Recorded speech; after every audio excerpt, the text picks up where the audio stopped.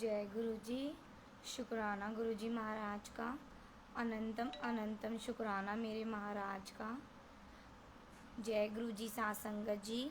आज हम दिव्य आभा अध्याय विद्यालय से आईफल टावर तक गुरु जी के संरक्षण में इसका अध्ययन करेंगे। जय गुरु जी महाराज। शुक्राना मेरे महाराज का। भूल चुक माफ़ करना मेरे गुरु जी महाराज। भूल चुक माफ़ करना साथ संगत जी। मुझसे पढ़ने में कोई गलती हो जाती है, मैं क्षमा चाहती हूँ। जय गुरु जी। शुक्राना गुरु जी महाराज का। जय गुरु जी। ओम नमः शिवाय। शिव जी सदा सहाय। ओम नमः शिवाय। गुरु जी सदा सहाय। ओम नमः शिवाय।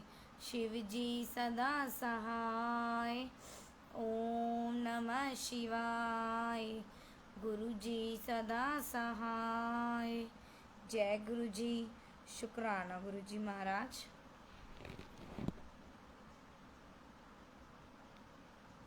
विषय विद्यालय से आईफल टावर तक गुरु जी के संरक्षण में। जय गुरु जी। गुरु ब्रह्मा गुरु विष्णु गुरु देवो महेश्वरा गुरु साक्षात पर ब्रह्मा तमस्वे श्री गुरु नमः। जय गुरु जी। शुक्राना गुरु जी महाराज। गुरु जी से मिलने से पूर्व ईश्वर की दया और उसके प्राणी प्रेम में मेरा विश्वास सदा स्थिर रहा था। गुरु कृपा का शब्दों में वर्णन करना अति दुस्साध्य कार्य है। जिस भांति परमात्मा प्रार्थनाओं का फल देते हैं, उसी प्रकार गुरुजी के सत्संगों में वक्ता और श्रोता दोनों को वरदान और असीम आनंद प्राप्त होता है। जय गुरु जी महाराज। मैंने सुना है ईश्वर हमारे कर्मानुसार परिणाम देते हैं, किंतु मैंने गुरुजी को अपनी दिव्य ज्वाला से हमारे दुष्कर्मों को जलाते हुए देखा है।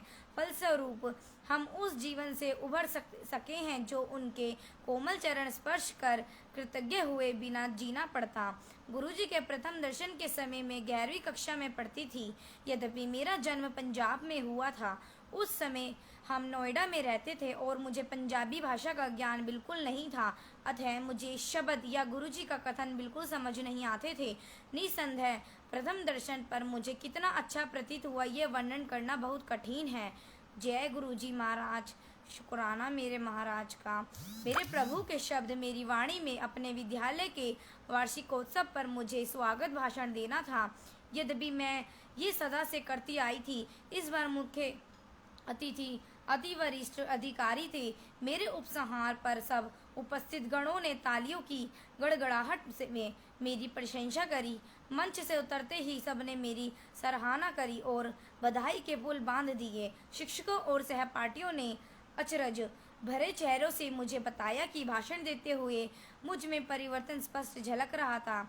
उससे भी अधिक अचंभा तब हुआ था जब मुख्य अतिथि का भाषण मेरे कहे हुए पर आधारित था। अतः उन्होंने मेरे उपसंहार को महत्व देकर उससे ही अपना भाषण समाप्त किया। सबको ये आश्चर्यजनक प्रतीत हुआ, पर मुझे पता था कि गुरुजी की कृपा से ही ये संभव हो सका। वास्तव में जैसे ही मैंने अपना भाषण प्रारंभ किया, मुझ में एक अद्भुत ऊर्जा का संचार होने लगा और मैं अपने शब्दों में उत्तेजना भर सकी। इसके अतिरिक्त मैंने अपने विद्यालय में अनेक बार गुरुजी की पुष्पों भरी सुगंध का अनुभव किया। जय गुरुजी। धन धन गुरुजी महाराज। कक्षा 12 में सहायता। 12वीं कक्षा में पहुंचने पर अध्ययन का महत्व अधिक हो गया था। एक दिन प्रसाद देते समय गुरुजी ने मेरे विषय पूछे। मैंने उन्हें बताया कि मैं वाणिज्य की विद्यार्थी हूँ, तो उन्होंने अर्थशास्त्र पर प्रश्न कर दिए। उन्होंने मेरे से ऋण नियंत्रण पर प्रश्न पूछा, तो उत्तर पता होने पर भी मैं बुद्धि शून्य हो गई। यद्यपि उस समय मुझे समझ नहीं आया, आने वाले समय में मुझे पता लगा कि गुरुजी ने क्या किया था। गुरुजी की चेतावनी से मैं इस विषय पर विशेष ध्यान देने लगी। इसके बाद जो हुआ, इसके लिए मैं तत्पर थी। वर्ष के उत्तरार्ध में हमारी अर्थशास्त्र की अध्यापिका चली गई और ये विषय सव्य पढ़ना पड़ा। गुरुजी की सावधानी से मैं सतर्क हो गई थी और बिना किसी कठिनाई के मैंने इस विषय में 97% अंक प्राप्त किए। जैसे जैसे मेरी परीक्षाएं समीप आ रही थी, गुरुजी के पास दर्शन के लिए जाना कम हो गया। अंततः उनके निर्देश थे कि मैं पढ़ाई पर ध्यान दूं। 13 जनवरी उत्तर भारत में लोहड़ी के दिन में अपने माता पिता और भाई के साथ गुरुजी के दर्शन के लिए गई थी। परीक्षाएं समाप्त होने से पूर्व ये अंतिम दर्शन होने की संभावना थी। गुरुजी उस दिन सवे प्रसाद वितरित कर रहे थे और जब तक मेरी बारी आई तो वह टॉफी दे रहे थे। प्रसाद वहीं पर समाप्त करना है, ऐसा गुरुजी का आदेश था, किंतु टॉफियां अपवाद थी। जो मैंने थोड़ा सा प्रसाद वहीं पर खा लिया और शेष अपने पास रख लिया। जय गुरुजी महाराज। मैं गुरुजी के पास आज्ञा लेने पहुंची और उनके कमल चरणों को स्पर्श करके झुकी। जब मैं उठ रही थी तो गुरुजी ने अपना एक चित्र निकाला और मुझे दिया। यद्यपि मैंने अपने पास कोई लिफाफा नहीं देखा था, मैं अति हर्षित हो गई, क्योंकि गुरुजी का चित्र तो अमूल्य है। जय गुरुजी। धन धन गुरुजी महाराज। गुरुजी ने उस रात क्या किया था, उस घटनाओं पर घर लौटते हुए चिंतन करने का अवसर मिला। उसके चित्र को अपने हाथों में पकड़े हुए मुझे आभास हुआ कि उसमें गुरुजी की सुगंध आ रही है और ये परीक्षा समाप्त होने तक रही। मैं ये चित्र अपने साथ परीक्षा भवन में ले जाती थी। अंतिम परीक्षा समाप्त होते ही उसमें सुगंध आनी बंद हो गई, मानो गुरुजी ने अपने चित्र में परीक्षाओं के लिए ही विशेष धारा प्रवाहित करी हो। जय गुरुजी। शुक्राना गुरुजी महाराज। उस रात घर पहुंचने पर जब मैंने बची हुई टॉफियां गिनी तो कुल 12 थी। प्रत्येक परीक्षा के लिए 2। गुरुजी के चित्र और इन टॉफियों के साथ मैंने अपनी परीक्षाएं पूर्ण करी। बहुत अच्छे अंकों से उत्तीर्ण होकर दिल्ली के ही सबसे अच्छे महाविद्यालयों में से एक में प्रवेश कर मैं सफल रही। जय गुरुजी महाराज। प्रेम, आइसक्रीम और सबके मनोहर जन्मदिन। एक दिन गुरुजी ने कुछ भक्तों के साथ गुड़गांव के एक होटल में जाने की योजना बनाई और मुझे भी साथ आने को कहा। कुछ ही देर में ये सब ब्रिस्टल होटल पहुंच गए। गुरुजी का पूरा ध्यान मुझ पर केंद्रित था, क्योंकि मैं सबसे छोटी थी। गुरुजी ने तीव्र गति से होटल का चक्कर काटा और फिर बैठकर सबके लिए शीतल पेय मंगवाया। उसके साथ ही कुछ खाने का आहार आया और बाद में आइसक्रीम भी आई। जय गुरुजी महाराज। हमने अविस्मरणीय समय व्यतीत किया। निकलते हुए कारों में चढ़ने के समय गुरुजी ने विशेष रूप से मेरी पूछताछ की और ये ध्यान रखा कि मैं सही प्रकार से उनके स्थान तक पहुंच सकूं। गुरुजी ने अपने निवास पहुंचने पर मेरे अनुभव के बारे में पूछा। वह तो अति निराला ही रहा था। गुरुजी ने मेरे से यह भी पूछा कि क्या मैंने आइसक्रीम खाई थी। गले में कष्ट होने के कारण मैंने नहीं खाई थी। गुरुजी ने कहा कि आइसक्रीम खाने से मेरा गला ठीक हो जाएगा। कालांतर में मुझे पता लगा कि गुरुजी ने मेरे गले का कष्ट समाप्त कर दिया था।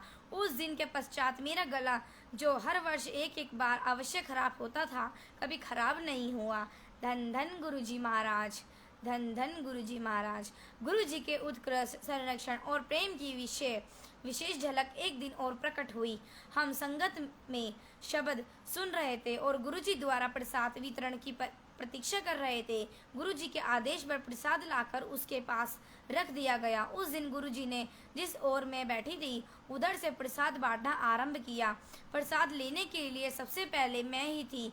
जैसे ही मैं प्रसाद लेने के लिए पास पहुंची, उन्होंने पंजाबी में ये कहकर कि मैं अपने जन्म दिवस का पूर्ण आनंद ले विस्मित कर दिया। संगत में किसी को मेरे जन्म दिवस के बारे में पता नहीं था। मेरे परिवार के किसी भी सदस्य ने उसको बताया नहीं था। मेरा सबसे मनमोहक जन्म दिवस रहा। जय गुरुजी महाराज। गुरुजी के असंभव करते हुए दिल्ली विश्वविद्यालय में स्नातक में उत्तीर्ण होने के बाद मैं कुछ नहीं कर सक रही थी। गुरुजी ने मुझे सिम्बियोसिस, एक प्रमुख संस्था में पत्राचार द्वारा MBA करने के निर्देश दिए। मैं अंतिम समय में प्रपत्र भरकर प्रवेश पाने में सफल रही। परीक्षाओं के लिए मैंने दक्षिण दिल्ली केंद्र अपना प्रथम विकल्प दिया था, किंतु दुर्भाग्य से मुझे दिल्ली के दूसरे छोर पर केंद्र मिला। मेरे पिता ने के लिए आवेदन दिया, पर पुणे से उत्तर मिला कि एक बार केंद्र निर्धारित होने पर उसे बदलना असंभव नहीं है। प्रतिदिन परीक्षाओं के कारण मेरा एक दिशा से में 45 किलोमीटर यात्रा करना संभव नहीं था। अतः निर्णय लिया गया कि मैं अपने दादा दादी के पास रहूं, जो उस केंद्र से 10-15 किलोमीटर दूर रहते थे। नोएडा में उनके पास रहने से मेरा गुरुजी के पास जाना असंभव था। किसी प्रकार से मैंने पहली परीक्षा तो दे दी, किंतु मैं इतनी दुखी थी कि मेरा मन शेष परीक्षाओं को छोड़ने का बन रहा था। मैं रोई और गुरुजी द्वारा किसी प्रकार से इस स्थिति में निकालने की प्रतीक्षा में रही। उसके पश्चात जो हुआ उसकी कल्पना भी नहीं की जा सकती। जय गुरुजी महाराज। अगले दिन जब सब परीक्षा में मगन थे, एक अधिकारी ने आकर घोषणा की कि क्या कोई परीक्षार्थी अपना केंद्र बदलने से इच्छुक है, और उसकी सूची में दक्षिण दिल्ली केंद्र का नाम भी था।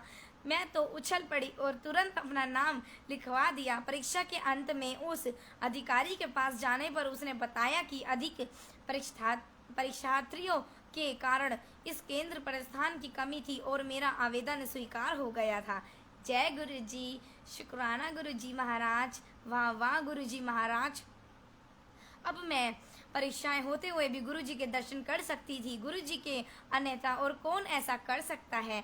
ये हैं हमारे गुरुजी महाराज। गुरुजी की शक्ति को समझना पाना बहुत हमारी बुद्धि के वश में की बात ही नहीं है। उसके कार्य तो तर्क को भी मात देते हैं। जय गुरुजी महाराज। एक बार गुरुजी की संगत में भूकंप आ गया। पहले तो सब बैठे रहे, पर जब कुछ देर तक आता रहा तो कुछ हलचल आरंभ हो गई। यह देखकर अटल बैठे गुरुजी ने अपने मोड़ कर रखे हुए दोनों पैर पृथ्वी पर रख दिए। कंपन तुरंत बंद हो गए। एक दिन गुरुजी कुछ अनुयायियों के साथ, जिनमें मैं भी थी, बड़े मंदिर गए थे। मुख्य द्वार पर निर्माण कार्य प्रगति पर था और सुविधा के लिए ईंटों पर एक लकड़ी का फट्टा रख दिया गया था।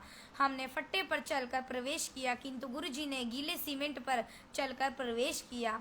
हम ये देखकर अति अचंभित हुए कि उनके चलने के कोई चिन्ह शेष नहीं थे, किंतु जब हमने उसी स्थान पर बहुत हल्के से उंगली लगाई तो उसके भी निशान बन रहे थे।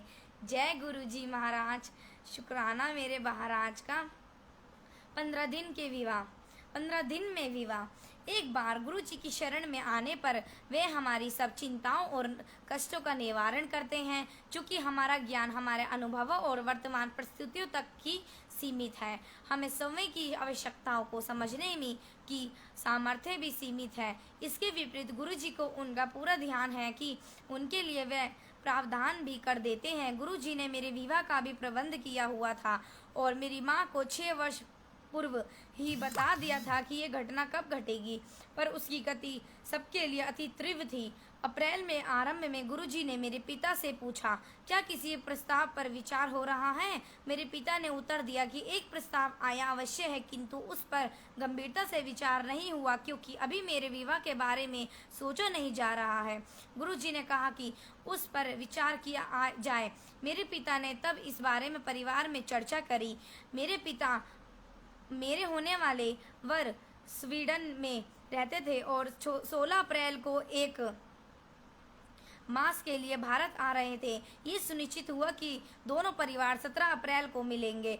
उस दिन जब हमारी पहली भेंट हुई तो कुछ ही देर में पूरा वातावरण उल्लासित हो गया। जब सब व्यवस्थाएं उसी समय तय हो गई और थोड़ी ही देर में हमारे बीच अंगूठी का आदान प्रदान हो गया। एक आध दिन में विवाह की तिथि भी निश्चित हो गई। उसी मास की 30 तारीख विवाह के सब प्रबंध अति तत्परता के लिए किए गए और निश्चित तिथि को मेरा पाणी ग्रहण भी हो गया। यद्यपि गुरुजी में उपस्थित नहीं थे, किंतु उनकी भावना सबसे दृष्टिगोचर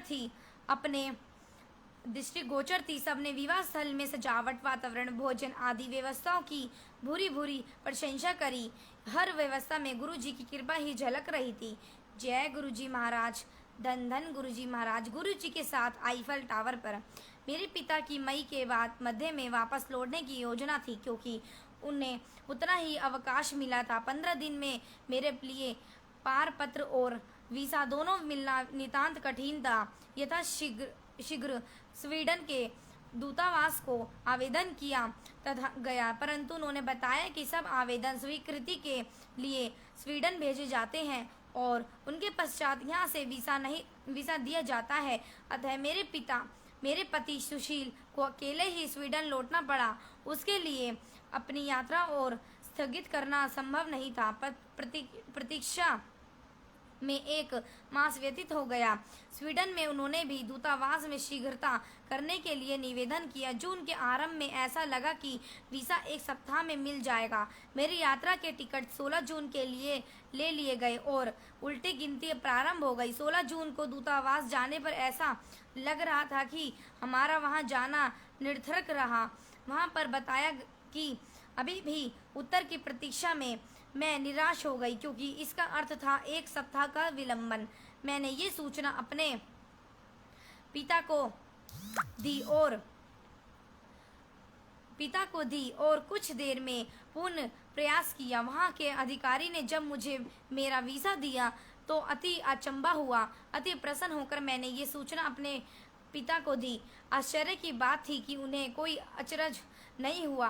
बाद में मेरे पिता ने मुझे बताया कि गुरुजी ने मेरी सूचना आने से 15-20 मिनट पहले ही उन्हें वीज़ा मिलने की बात में से अवगत करा दिया था। मैं समझ गई थी कि उस दिन गुरुजी के हस्तक्षेप के बिना वीज़ा मिलना असंभव था। गुरुजी वास्तव में असीमित प्रेम के स्रोत हैं और उनमें विलक्षण प्रतिभाएं हैं। उन्हें कोई भौतिक अवरोध रोक नहीं सकते। वह त्रिकालदर्शी हैं और उनके अनुयायियों की पुकार पर सब सीमाएं पार कर सकते हैं। जय गुरुजी महाराज। स्वीडन में एक सप्ताहांत हमने पेरिस में बिताने का निर्णय लिया। वहां पर जब मैं आईफल टावर की पहली मंजिल पर थी, मुझे अचानक गुरुजी की सुगंध का आभास हुआ। फोन पर मेरे पिता के साथ हुई अगली वार्ता में उन्होंने बताया कि गुरुजी मेरे बारे में पूछ रहे थे। उन्होंने इस वार्तालाप की तिथि और समय भी बताया।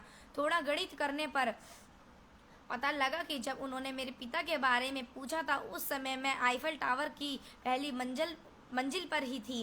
गुरुजी के साथ मेरे अनुभवों का वर्णन एक गूंगी महिला द्वारा मिठास के वर्णन सदृश वह मेरे लिए क्या है और मेरे जीवन में उनका क्या अर्थ है, ये शब्दों में व्यक्त करना मेरे लिए संभव नहीं है। मैं गुरुजी से प्रार्थना करती हूँ कि जैसे आप हमारे संबंधों के इस स्वर्णिम वर्षों में दया करते आए हैं, उसी प्रकार सदा हमारा हाथ थामे रहिए। जय गुरुजी महाराज। कहते हैं कि पारस लो धातु को छूने मात्र से उसे स्वर्ण में परिवर्तित कर देता है, पर गुरुजी तो पत्थर को हीरे में बदल देते हैं। ये हैं हमारे गुरुजी महाराज। केवल पूर्ण विश्वास और श्रद्धा बने रहना चाहिए। जय गुरुजी। धन धन गुरुजी महाराज। शुक्राना मेरे महाराज का। अनंतम शुक्राना मेरे गुरुजी महाराज का। मेरे गुरुजी महाराज, आपने ये ब्लैश बुक दिव्य आभा पढ़ने की सेवा बख्शी, आपका लख लख शुक्राना। शुक्राना गुरुजी महाराज। The multilingual page and group the, आपका भी लख लख शुक्राना मेरे महाराज। जय गुरुजी। शुक्राना गुरुजी। गुरुजी से आज्ञा लेंगे साथ संगत जी। जय गुरुजी। आज्ञा गुरुजी महाराज।